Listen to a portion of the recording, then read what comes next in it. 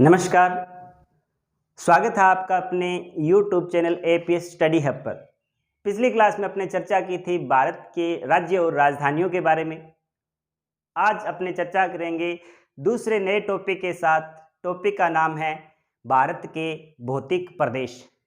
भारत के भौतिक प्रदेशों की बात करें तो भारत के अंदर भौतिक प्रदेशों के संदर्भ में भारत के अंदर जो स्थलाकृति है उन स्थलाकृति के आधार पर इनको 4 भागों के अंदर विभाजित किया गया है, जो निम्नानुसार है। देखते हैं अपने कैसे है। सबसे पहले देखें तो अपना आ जाएगा मैदान। मैदान के बाद में आ जाएगा अपना पर्वत, और पर्वत के बाद में आ जाएगा अपना पठार, और पठार के बाद में आ जाएगा पठारी मैदान, उसके बाद में आ जाएगा मगन तट, और उसके बाद में आ जाएगा महासागरीय मैदान, और उसके बाद में आ जाएगा अपना गर्त। अब देखें तो इसके अंदर कौन कौन सी स्थलाकृति है। सबसे पहले है अपना मैदान। मैदान के बाद में है पर्वत, और पर्वत के बाद में है पठार, और पठार के बाद में है पठारी मैदान, और उसके बाद में है ये जो भूभाग है मगन तट, और उसके बाद में है महासागरीय मैदान, और इसके बाद में ये जो भूभाग है वो है गर्त।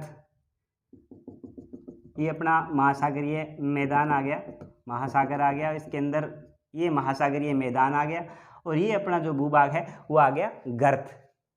अब इसमें जो भौगोलिक शब्दावली उसमें देखते हैं अपने। सबसे पहले आ गया अपना मैदान, मैदान के बाद में पर्वत, और पर्वत के बाद में पठार, और पठार के बाद में ये जो पठारी मैदान, और उसके बाद में ये जो भूभाग है मगन तट, और उसके बाद में महासागर, और महासागर के अंदर जो नीचे का भूभाग है उसके अंदर महासागरीय मैदान, और एकदम नीचे का जो भूभाग है उसको कहा गया है गर्त। ये स्थलाकृति के आधार पर है। जबकि ऊंचावच के आधार पर देखें तो इन्हें 4 भागों के अंदर विभाजित किया गया है। ऊंचावच के आधार पर इन्हें कितने भागों में विभाजित किया गया है? 4 भागों के अंदर। ये देखो 4 भाग कौन कौन से हैं, इनको आप इस प्रकार याद रखना, घटते से बढ़ते क्रम में याद रखना ताकि आपको आसानी से याद रहे।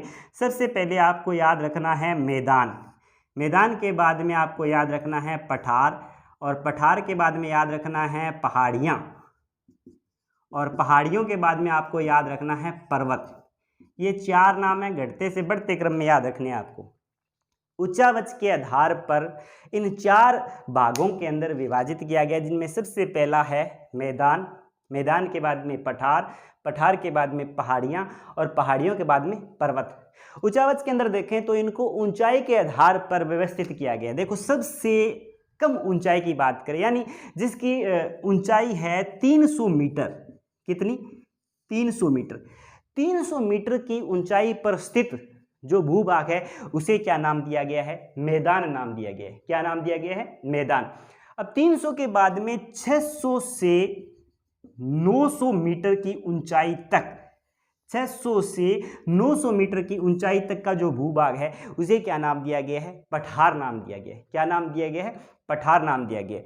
और अब 600 से 900 के बाद में 900 से 1200 मीटर, 900 से 1200 मीटर की ऊंचाई तक की जो भूभाग है उसे नाम क्या दिया गया है? पहाड़ियां नाम दिया गया। क्या नाम दिया गया है? पहाड़ियां। यानी पहाड़ियों की जो ऊंचाई है ऊंचावच के आधार पर देखें तो 900 से लेकर 1200 मीटर तक है, और 1200 मीटर से अबो यानी 1200 मीटर से अधिक, अपने अधिक कह सकते हैं, 1200 मीटर से अधिक की जो ऊंचाई पर है उसे अपने कह सकते हैं पर्वत। तो ऊंचावच के आधार पर इन्हें मुख्य रूप से कितने भागों में विभाजित किया गया है? 4 भागों में विभाजित किया गया है। घटते से बढ़ते क्रम में चलें तो सबसे पहले मैदान, मैदान के बाद में पठार, पठार के बाद में पहाड़ियां, और पहाड़ियों के बाद में पर्वत। 300 मीटर की ऊंचाई तक मैदान, 600 से 900 मीटर की ऊंचाई पर पठार, 900 से 1200 मीटर की ऊंचाई पर पहाड़ियां, और 1200 मीटर से अधिक या 1200 मीटर से अधिक की ऊंचाई पर क्या है? पर्वत। अब ऊंचावच के आधार पर इनके अंदर एक प्रश्न और आ जाता है कई बार कि प्रतिशत के आधार पर ऊंचावच में सबसे ज्यादा कौन सा भूभाग फैला हुआ है? तो प्रतिशत के आधार पर देखें तो सबसे ज्यादा फैले हुए हैं मैदान। मैदान की बात करें तो मैदान कितने प्रतिशत भूभाग पर फैले हुए हैं? तो मैदान फैले हुए हैं 43.2% भूभाग पर। कितने प्रतिशत भूभाग पर फैले हुए हैं? 43.2% भूभाग पर फैले हुए हैं मैदान। सबसे ज्यादा प्रतिशत के आधार पर ऊंचावच के अंदर देखें तो मैदान फैले हैं। मैदान के बाद में देखें तो 2 नंबर पर है पठार, 27.07% भूभाग पर फैले हुए, 27.07% भूभाग पर फैले हुए हैं। क्या फैले हुए हैं? पठार फैले हुए हैं। और पठारों के बाद में अगर बात करें पहाड़ियों की, तो पहाड़ियों कितने प्रतिशत भूभाग पर फैली हुई है? तो पहाड़ियां फैली हुई है 18.05% भूभाग पर। उसके बाद में पर्वत की बात करें तो पर्वत फैले हुए हैं 10.06% भूभाग पर। अब एक आंकड़ा आपको ये याद रखना है, ऊंचावच के आधार पर इन भूभागों के संदर्भ में सीधा सा प्रश्न आ जाए कि ऊंचावच के आधार पर भारत के अंदर पठार कितने प्रतिशत भूभाग पर फैले हुए हैं? तो ऊंचावच के आधार पर प्रतिशत फैले हुए हैं 27.7%, मैदान फैले हुए हैं 43.02%, पहाड़ियां फैली हुई 18.05% और पर्वत फैले हुए हैं 10.06% भूभाग पर। अब बात करते हैं अपने भारत के भौतिक प्रदेशों की। ये तो बात थी ऊंचावच के आधार पर।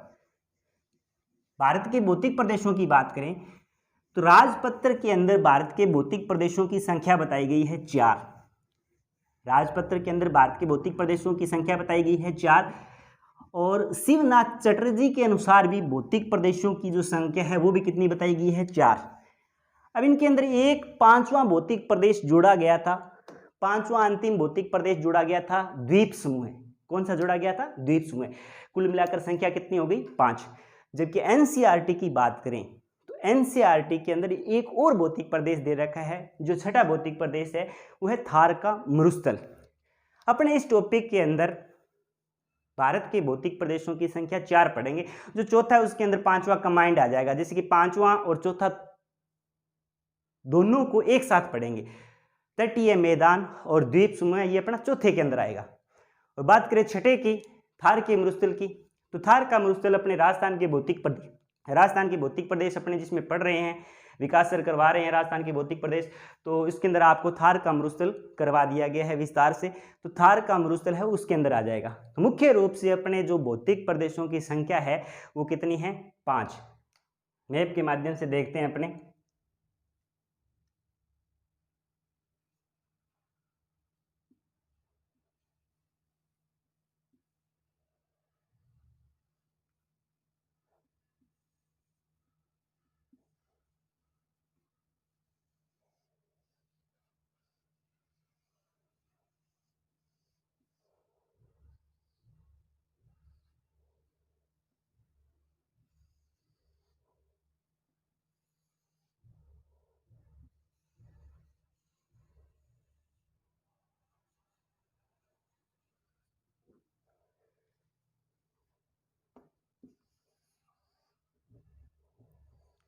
भारत के भौतिक प्रदेशों की बात करें तो भारत के अंदर 5 भौतिक प्रदेश है।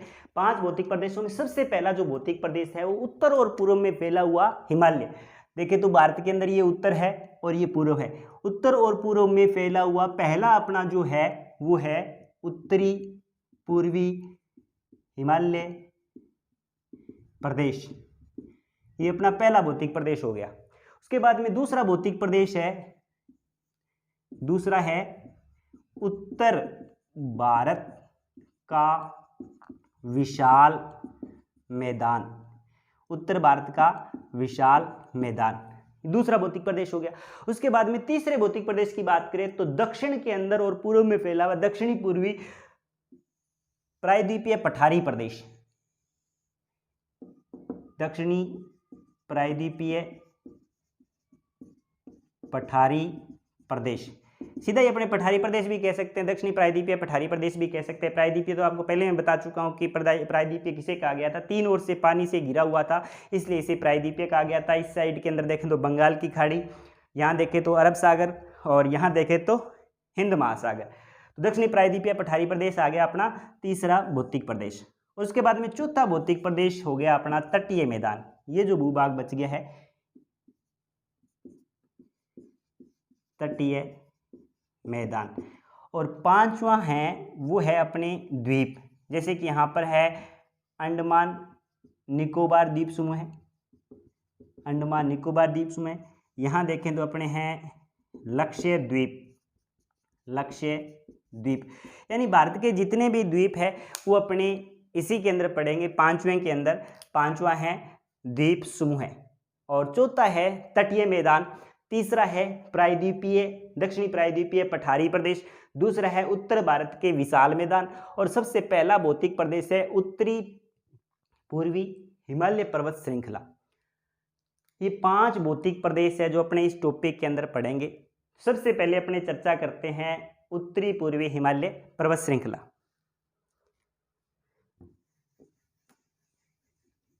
उत्तरी पूर्वी हिमालय पर्वत श्रृंखला की बात करते हैं। उत्तरी पूर्वी हिमालय पर्वत श्रृंखला की उत्पत्ति कैसे हुई थी, ये कहाँ से लेकर कहाँ तक फैली हुई है, इसे कितने भागों में बांटा गया है, इनमें कौन कौन सी चोटियाँ और उनकी क्या क्या विशेषताएं हैं, वो अपने इसके अंदर अपने पढ़ेंगे। तो सबसे पहले अपने लिख लेते हैं इसके अंदर उत्तरी पूर्वी प्रदेश। उत्तरी पूर्वी हिमालय प्रदेश, ये अपना पहला टॉपिक है, इसके अंदर पहला भौतिक प्रदेश है उत्तरी पूर्वी हिमालय प्रदेश।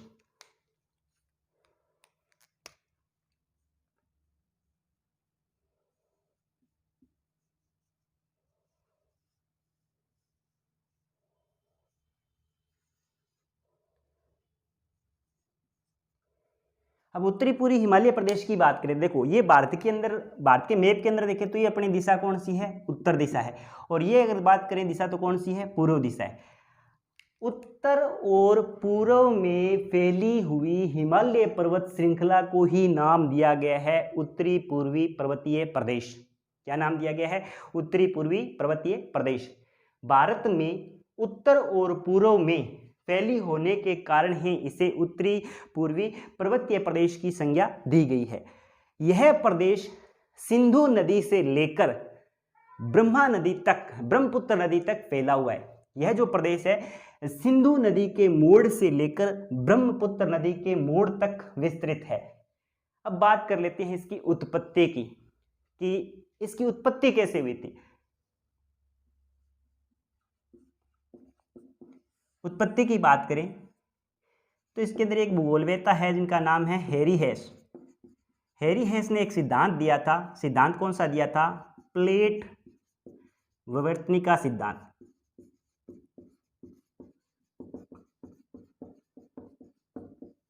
हैरी हेस ने एक सिद्धांत दिया था, प्लेट विवर्तनिका सिद्धांत। उस प्लेट विवर्तनिका सिद्धांत के आधार पर देखें तो इस हिमालय की या उत्तरी पूर्वी हिमालय पर्वत श्रृंखला की उत्पत्ति हुई थी। इसके अंदर 2 प्लेटें आपस में टकराने से बीच का जो भूभाग था वो ऊपर उठा, और बीच के भूभाग ऊपर उठने की वजह से ही हिमालय की उत्पत्ति हुई। देखिए तो अपने पहले ही पढ़ चुके थे कि पृथ्वी अपनी प्रारंभिक अवस्था के अंदर सबसे पहले एक विशालकाय भूखंड पेंजिया के रूप में थी। इसका उत्तरी भाग अंगारा लैंड जबकि दक्षिणी भाग गोंडवाना लैंड कहलाया था। इन दोनों के मध्य में टेथिस सागर की उत्पत्ति हुई थी। और यहाँ पर थोड़ी सी चर्चा कर लेते हैं। हैरी हेस ने जो प्लेट विवर्तनिका का सिद्धांत दिया था उसके अंदर अंगारा लैंड और गोंडवाना लैंड के बीच का जो भूभाग था टेथिस सागर, वो टेथिस सागर भूभाग था। इसके अंदर 2 प्लेटें थी, एक तो यूरेशियाई प्लेट थी और एक इंडो ऑस्ट्रेलियन प्लेट थी। यूरेशियाई प्लेट और इंडो ऑस्ट्रेलियन प्लेट दोनों के आपस में टकराने से जो बीच का जो भूभाग था टेथिस सागर, वो वलन पड़ने के कारण धीरे धीरे ऊपर उठता गया और धीरे धीरे हिमालय का निर्माण होता गया, और यहीं से हिमालय की उत्पत्ति शुरू हुई। हिमालय की उत्पत्ति, हिमालय वर्तमान के अंदर सबसे युवा हिमालय है, एकदम कह सकते हैं नवीन हिमालय है। अब इसके अंदर बहुत बार प्रश्न पूछे जाते हैं, कई बार प्रश्न पूछ लिया जाता है कि बनावट के आधार पर हिमालय की उत्पत्ति कैसे हुई है, और वलन के आधार पर, बनावट के आधार पर, तो कई बार बार प्रश्न पूछ लिए जाते हैं। इनके अंदर एक बार प्रश्न पूछा गया था भूगर्भिक बनावट के आधार पर, भूगर्भिक बनावट के आधार पर हिमालय की स्थिति क्या है। तो इसके अंदर आपका उत्तर क्या होगा, भूगर्भिक जो बनावट है उसके अंदर आधार पर देखें तो हिमालय एकदम नवीन हिमालय है। क्या है, एकदम नवीन हिमालय है। और बनावट की दृष्टि से आधार पर देखें तो ये वलित है, क्योंकि अवसादी चट्टानी, आग्नेय चट्टानी और कायांतरित चट्टानी टेथिस सागर के वलन पड़ने के कारण हिमालय का जो रूप है वो एक तरह से कह सकते हैं वलन रूप के अंदर है। उसके बाद में देखें तो यह विश्व की सबसे नवीन एवं मोड़दार पर्वत श्रृंखला है। विश्व के अंदर सबसे देखें तो नवीन पर्वत श्रृंखला की अगर बात करें तो कौन सी पर्वत श्रृंखला है? हिमालय पर्वत श्रृंखला है। उत्तरी पूर्वी हिमालय प्रदेश के अंतर्गत आती है हिमालय पर्वत श्रृंखला। अब थोड़ा सा फिर रिवाइज कर लेते हैं। उत्पत्ति की बात करें तो प्लेट विवर्तन का सिद्धांत हेरिहेस के अनुसार दो प्लेटें आपस में टकराई। दो प्लेटें आपस में टकराने के कारण बीच का भूभाग ऊपर उठा और ऊपर उठने के कारण ही हिमालय की उत्पत्ति हुई। अब बात कर लेते हैं इसके क्षेत्रफल की। हिमालय है जो कितने क्षेत्रफल पर फैला हुआ है? क्षेत्रफल की बात करें तो क्षेत्रफल है इसका 5 लाख वर्ग किलोमीटर। कितने क्षेत्रफल पर फैला हुआ है? 5 लाख वर्ग किलोमीटर पर फैली हुई है उत्तरी पूर्वी हिमालय पर्वत श्रृंखला। क्षेत्रफल के बाद में बात कर लेते हैं अपने इसकी लंबाई, चौड़ाई और ऊंचाई की। कितनी लंबी है, कितनी चौड़ी है और कितनी ऊंची है।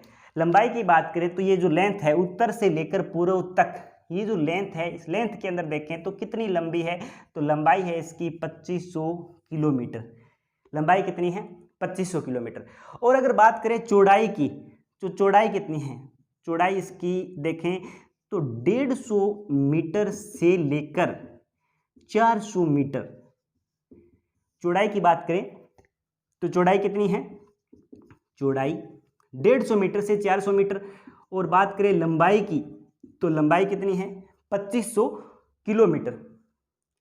सॉरी, ये दोनों ही किलोमीटर के अंदर आंकड़े हैं। 150 किलोमीटर से 400 किलोमीटर और 2500 किलोमीटर। अब बात कर लेते हैं ऊंचाई की।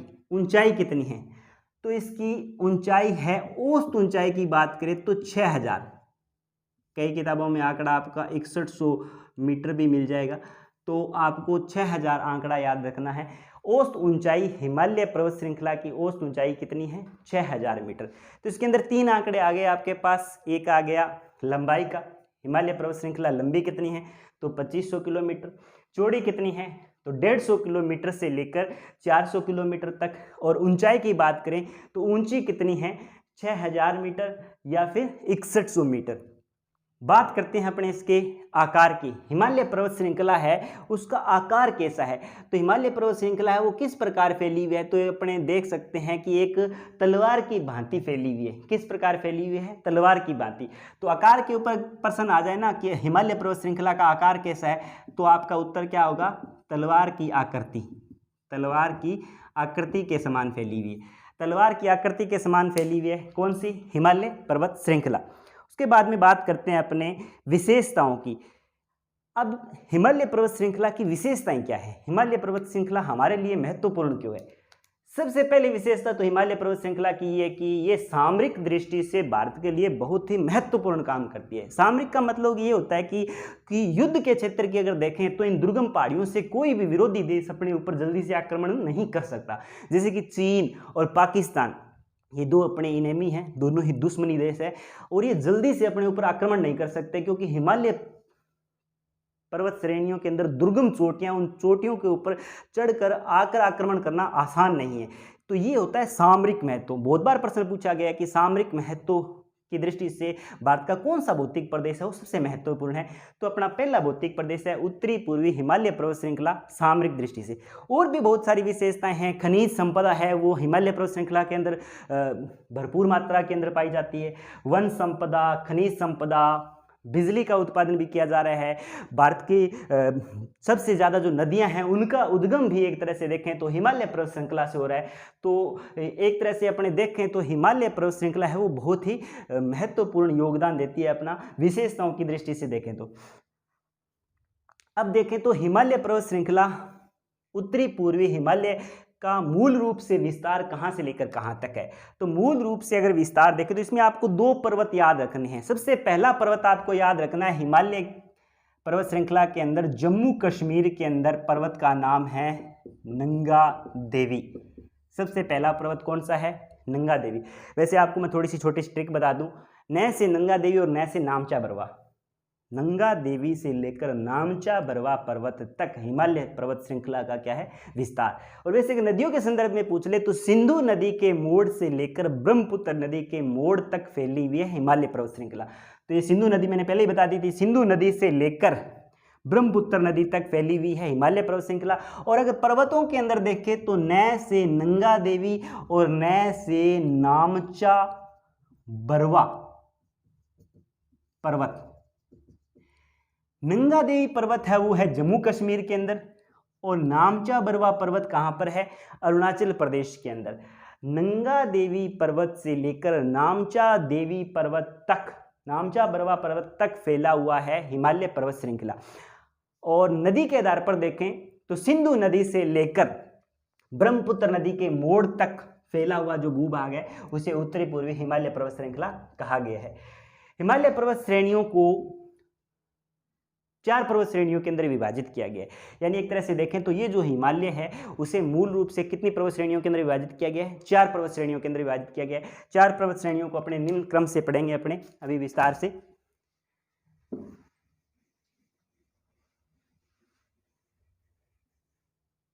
चार पर्वत श्रेणियों में सबसे पहली जो पर्वत श्रेणी है उसका नाम है ट्रांस हिमालय। सबसे पहला हिमालय कौन सा है? ट्रांस हिमालय। उसके बाद में दूसरा हिमालय है वृहद हिमालय। दूसरा हिमालय कौन सा है? वृहद हिमालय। और उसके बाद में तीसरा हिमालय है लघु हिमालय। तीसरा हिमालय कौन सा है? लघु। और उसके बाद में चौथा हिमालय है शिवालिक हिमालय। चौथा हिमालय कौन सा है? शिवालिक हिमालय। उत्तरी पूर्वी हिमालय पर्वत श्रृंखला को मुख्य रूप से 4 पर्वत श्रेणियों के अंदर विभाजित किया गया है। इन 4 पर्वत श्रेणियों के अंदर देखें तो सबसे पहला हिमालय आता है ट्रांस हिमालय, दूसरा आता है वृहद हिमालय, तीसरा आता है लघु हिमालय और चौथा आता है शिवालिक हिमालय। अब अपनी चर्चा करते हैं सबसे पहले हिमालय की। सबसे पहला जो हिमालय है वो कौन सा है? ट्रांस हिमालय। सबसे पहला कौन सा अपना? ट्रांस हिमालय।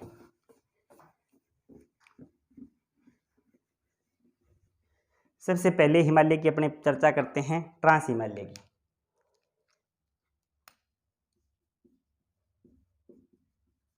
ट्रांस हिमालय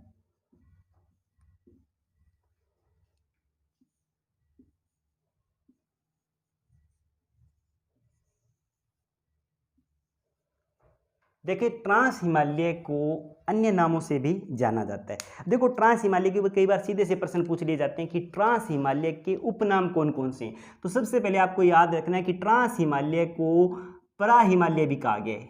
क्या कहा गया? परा हिमालय भी कहा गया। ट्रांस हिमालय को परा हिमालय भी कहा जाता है और ट्रांस हिमालय को ही तिब्बती हिमालय का नाम दिया गया है। यानी इसी हिमालय को क्या कहा गया है? तिब्बती हिमालय का है। अगर सीधा सा प्रश्न आ जाए कि भारत में सबसे प्राचीन पर्वत श्रृंखला कौन सी है, तो आपका उत्तर क्या होना चाहिए? ट्रांस हिमालय। यानी सबसे अगर पुरानी पर्वत श्रृंखला देखें तो कौन सी है? ट्रांस हिमालय। इसे ही परा हिमालय कहा गया है और इसे ही क्या कहा गया है? तिब्बती हिमालय कहा गया है। ट्रांस हिमालय के अंदर आपको एक ट्रिक भी याद रखनी है, क्योंकि इस हिमालय के अंदर ज़्यादातर जो प्रश्न पुटअप होते हैं वो इनकी पर्वत श्रेणियों के संदर्भ में पूछे जाते हैं। तो इनके लिए मैंने आपको और भी आसान करने के लिए एक छोटी सी ट्रिक बनाई है कि ट्रांस हिमालय के अंदर कुल मिलाकर 4 पर्वत श्रेणियां हैं। और 4 पर्वत श्रेणियां कौन सी है? तो ट्रिक है कल जाके। कल जाके आपको सारा कुछ याद रखना है। एक छोटी सी ट्रिक है, उसके अंदर 4 ही शब्द है, कल जाके। कल जाके आपको याद रखना है। आपको ट्रांस हिमालय की चारों पर्वत श्रेणियां याद हो जाएगी। अब यहां देखें तो कल जाके में कौन कौन सी 4 पर्वत श्रेणियां बन रही है, तो वो देख लेते हैं अपने। सबसे पहली जो पर्वत श्रेणी है उसका नाम है काराकोरम। काराकोरम पर्वत श्रेणी, ये सबसे पहली है। ट्रिक के माध्यम से देखें कैसे हो गया काराकोरम पर्वत श्रेणी। उसके बाद में दूसरी जो पर्वत श्रेणी है वो है लद्दाख। लद्दाख पर्वत श्रेणी, लय से हो गई आपकी लद्दाख पर्वत श्रेणी। उसके बाद में तीसरी जो पर्वत श्रेणी है जा से है आपकी जास्कर पर्वत श्रेणी। तीसरी कौन सी आपकी? जास्कर पर्वत श्रेणी। और चौथी है के से है आपकी कैलाश पर्वत श्रेणी। चौथी आपकी कौन सी है? कैलाश पर्वत श्रेणी। तो अब देखिए तो ट्रांस हिमालय सबसे प्राचीन हिमालय था। ट्रांस हिमालय को मुख्य रूप से 4 पर्वत श्रेणियों के अंदर विभाजित किया गया था। 4 पर्वत श्रेणियों के लिए मैंने आपको छोटी सी ट्रिक बता दी कि कल जाके कैसे काराकोरम पर्वत श्रेणी, और लय से लद्दाख पर्वत श्रेणी, और जय से जास्कर पर्वत श्रेणी, और के से कैलाश पर्वत श्रेणी। अब यहाँ आपको 2 पर्वत श्रेणी अच्छी तरह से याद रखनी, जिनमें पहली तो है काराकोरम पर्वत श्रेणी और दूसरी कौन सी है, लद्दाख पर्वत श्रेणी। काराकोरम पर्वत श्रेणी की बात करें तो काराकोरम पर्वत श्रेणी पर बहुत बार प्रश्न पूछे गए हैं। नंबर 1 बात, काराकोरम पर्वत श्रेणी है वो पाक अधिकृत कश्मीर में स्थित है, यानी POK, पाक अधिकृत कश्मीर में स्थित जो पर्वत श्रेणी है उसका नाम क्या है, काराकोरम। तो सबसे पहली बात आपको याद रखनी है कि ये जो पर्वत श्रेणी है वो मुख्य रूप से कहाँ पर स्थित है, पाक अधिकृत कश्मीर के अंदर। और कई बार सीधा सा प्रश्न पूछ लिया जाता है कि ट्रांस हिमालय में स्थित काराकोरम पर्वत श्रेणी की सबसे ऊंची चोटी कौन सी है, तो आपका उत्तर होगा सबसे ऊंची चोटी कौन सी है, K2। कौन सी चोटी है, K2। अब K2 के भी अलग नाम है, K2 को K2 भी कहा जाता है, इसके अलावा गोडविन ओस्टिन के नाम से भी जाना जाता है, और इसके अलावा एक नाम और है गोरा नंदा पर्वत। इसे गोरा नंदा पर्वत भी कहा जाता है, गोडविन ओस्टिन भी कहा जाता है, और K2 भी कहा जाता है। बात करें इसकी ऊंचाई की, तो इसकी जो ऊंचाई है वो है 8611 मीटर। 8611 मीटर। 8611 मीटर भारत की सबसे ऊंची चोटी कौन सी है, K2 या फिर गोडविन ओस्टिन चोटी है। और ये चोटी मुख्य रूप से कौन सी पर्वत श्रेणी का भूभाग है या कौन सी पर्वत श्रेणी के अंदर आती है, तो काराकोरम पर्वत श्रेणी के अंदर आती है। ये इसकी आपको खास बात याद रखनी है। अब देखिए तो काराकोरम पर्वत श्रेणी के अंदर कुछ ग्लेशियर भी है, ग्लेशियर जिसे हिमनद कहते हैं अपने, तो इनके अंदर मुख्य रूप से 4 ग्लेशियर स्थित है। कितने ग्लेशियर स्थित है, 4 ग्लेशियर। और 4 ग्लेशियर के ऊपर भी बहुत बार प्रश्न पूछा गया, पिछली बार 2nd ग्रेड में भी पूछा गया था प्रश्न। तो आपको 4 ग्लेशियर है वो याद रखने हैं। 4 ग्लेशियर कौन कौन से हैं मैं आपको बता देता हूं, 4 ग्लेशियर कौन कौन से हैं। सबसे पहला जो ग्लेशियर है वो है सियाचिन ग्लेशियर। कौन सा है, सियाचिन। नाम तो आपने सुने होंगे, क्योंकि भारत और पाकिस्तान के साथ जब भी युद्ध होते हैं तो ये जो ग्लेशियर है उनके संदर्भ में कई बार आंकड़ा अपने सामने आ जाता है। तो सबसे पहला है सियाचिन ग्लेशियर। पहला कौन सा है, सियाचिन ग्लेशियर। दूसरा है बाल्टोरा। दूसरा ग्लेशियर कौन सा है, बाल्टोरा ग्लेशियर है। उसके बाद में तीसरे ग्लेशियर की बात करें तो तीसरा जो ग्लेशियर है वो है बेफो ग्लेशियर, और चौथा जो ग्लेशियर है वो है हिस्पर। ये 4 ग्लेशियर है मुख्य रूप से। कितने ग्लेशियर है, 4। ये चारों के चारों ग्लेशियर कौन सी पर्वत श्रेणी के अंदर है, तो काराकोरम पर्वत श्रेणी के अंदर। इनमें सबसे पहला और प्रमुख सियाचिन, नाम सुना होगा आपने सियाचिन। सियाचिन ग्लेशियर है वो भारत का सबसे बड़ा ग्लेशियर है। भारत का सबसे बड़ा ग्लेशियर है, 72 वर्ग किलोमीटर, 72 वर्ग किलोमीटर पर फैला हुआ है। कौन सा, सियाचिन। सियाचिन के बाद में देखें तो बाल्टोरा है 58, उसके बाद में बेफो है 60, और इसके बाद में हिस्पर है 61 वर्ग किलोमीटर। ये 4 है, चारों के चारों। इनमें से सीधा सा अगर प्रश्न आ जाए कि निम्न में से हिस्पर ग्लेशियर किस पर्वत श्रृंखला का हिस्सा है, तो आपका उत्तर क्या होगा, काराकोरम पर्वत श्रेणी। क्योंकि ट्रांस हिमालय है उसके अंदर 4 पर्वत श्रेणियां हैं, काराकोरम पर्वत श्रेणी, लद्दाख पर्वत श्रेणी, जास्कर पर्वत श्रेणी और कैलाश पर्वत श्रेणी। ये 2 गौण पर्वत श्रेणी, इनके अंदर पर ज्यादा प्रश्न पूछे नहीं जाते। काराकोरम और लद्दाख के ऊपर बहुत बार प्रश्न पूछे गए, तो इंपॉर्टेंट है, दोनों ध्यान में रखनी है। काराकोरम पर्वत श्रेणी के अंदर 4 ग्लेशियर। पहला ग्लेशियर सियाचिन ग्लेशियर, दूसरा बाल्टोरा ग्लेशियर, तीसरा बेफो ग्लेशियर और चौथा हिस्पर ग्लेशियर। 72 वर्ग किलोमीटर पर फैला हुआ है सियाचिन, 58 वर्ग किलोमीटर पर फैला हुआ है बाल्टोरा, 60 वर्ग किलोमीटर पर फैला हुआ है बेफो और 61 वर्ग किलोमीटर पर फैला हुआ है हिस्पर। और इसमें भी एक आंकड़ा आपको याद रखना है कि भारत का सबसे बड़ा ग्लेशियर कौन सा है, तो सियाचिन ग्लेशियर। ये तो बात थी अपने काराकोरम पर्वत श्रेणी की। अब बात कर लेते हैं अपने लद्दाख पर्वत श्रेणी की। लद्दाख पर्वत श्रेणी की बात करें तो इसके ऊपर भी प्रश्न पूछा गया है। लद्दाख पर्वत श्रेणी के ऊपर कौन सा प्रश्न पूछा गया है, कि विश्व की सबसे लंबी ढाल वाली पर्वत श्रृंखला कौन सी है। विश्व की सबसे लंबी ढाल वाली पर्वत श्रृंखला कौन सी है, तो इसके अंदर आपकी कौन सी होगी, लद्दाख पर्वत श्रृंखला। लद्दाख पर्वत श्रेणी की विश्व की सबसे लंबी ढाल वाली, और इसके अंदर विश्व की सबसे लंबी ढाल वाली पर्वत श्रृंखला की सबसे ऊंची चोटी पूछ ले कि इस पर्वत श्रृंखला की सबसे ऊंची चोटी कौन सी है, तो यहां पर आपको थोड़ा सा आंकड़ा याद रखना है, राकापोशी। राकापोशी है वो चोटी है, वो लद्दाख पर्वत श्रेणी के अंतर्गत आती है, और यह विश्व की सबसे लंबी ढाल वाली ऊंची चोटी है, किसकी, लद्दाख पर्वत श्रेणी की। तो आज के लिए अपने इतना ही, नेक्स्ट पढ़ेंगे अपने अगली क्लास के अंदर इसी टॉपिक के साथ। मिलते हैं, तब तक के लिए धन्यवाद।